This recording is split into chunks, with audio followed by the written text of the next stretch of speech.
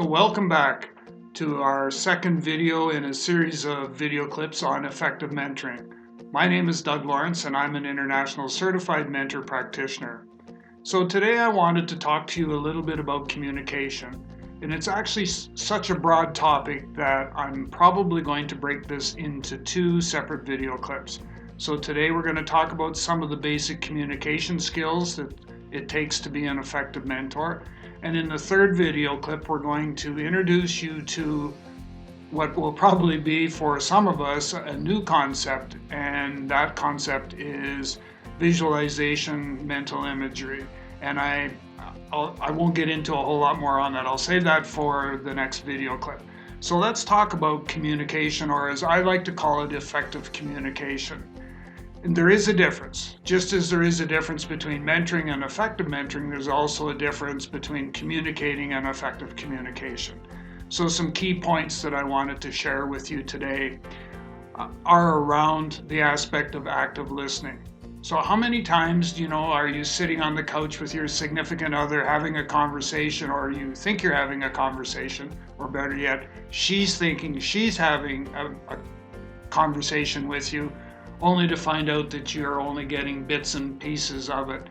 So it's all about active listening, actually listening, but also hearing what's being said in the conversation. And with effective mentoring, it's no different. We always have the tendency to be listening to a conversation, but not totally plugged into it. And we're already starting to think of what we're going to say or some questions we're going to ask, rather than devoting our full attention and time to listening to the person that we're spending time with. And that's really, really critical for us.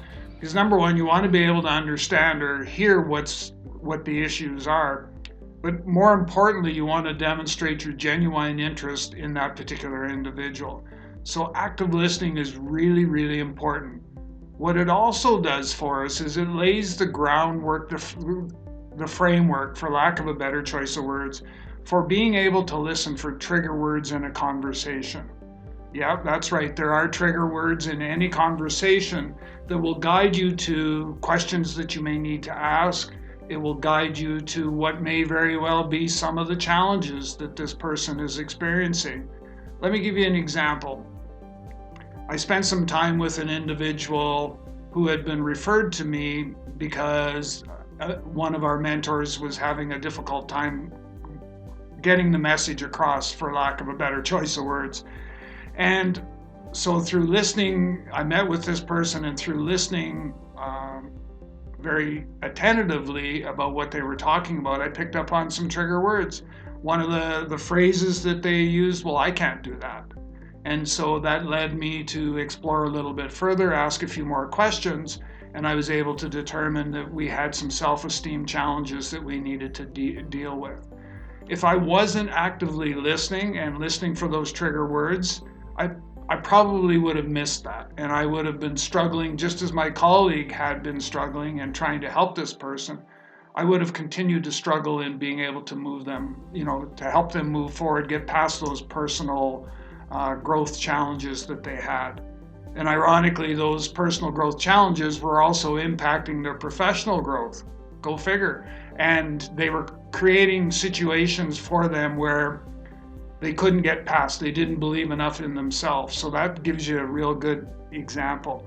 Another thing that I have found is that unless I'm able to create that safe place, I call it a safety circle, a safe place, whatever you want, that typically what will happen is the person, if I'm asking a series of questions, the person will deflect. So they'll deflect away from wanting to be able to answer that particular question.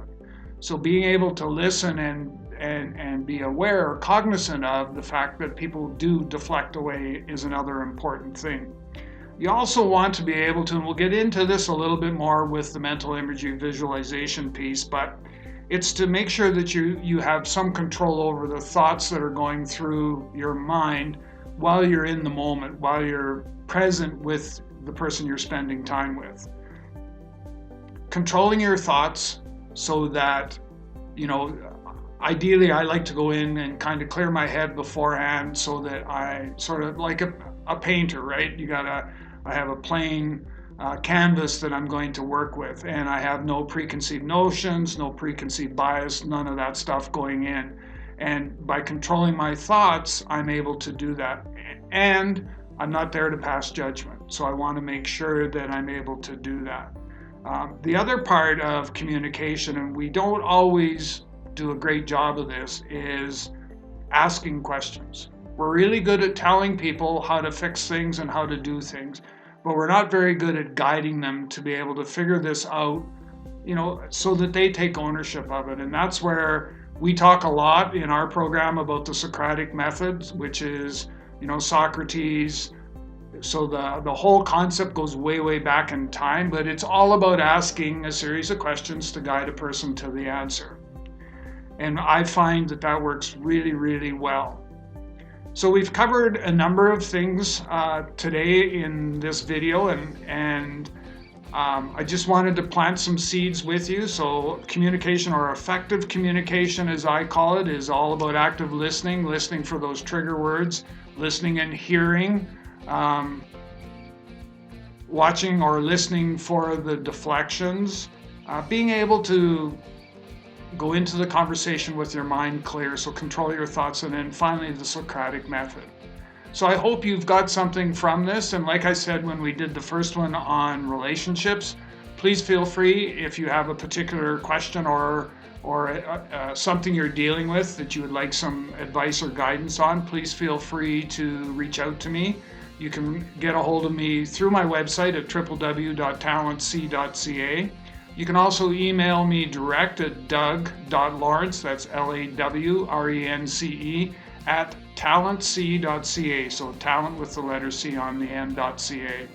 And we'll do our very best. We're going to pop a slide up here at the end of the video that'll have the contact information for you to reach out to me.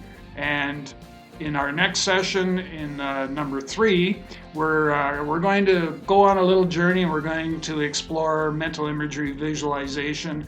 And my intent is to maybe do just a short exercise on that so you get a flavor of it. Where we're heading with this is I want to be able to introduce this into the corporate world for preparing for critical conversation, crucial conversations. And it's a powerful, powerful tool, and I want to be able to share that with you. So thank you once again for taking time to listen, and happy mentoring.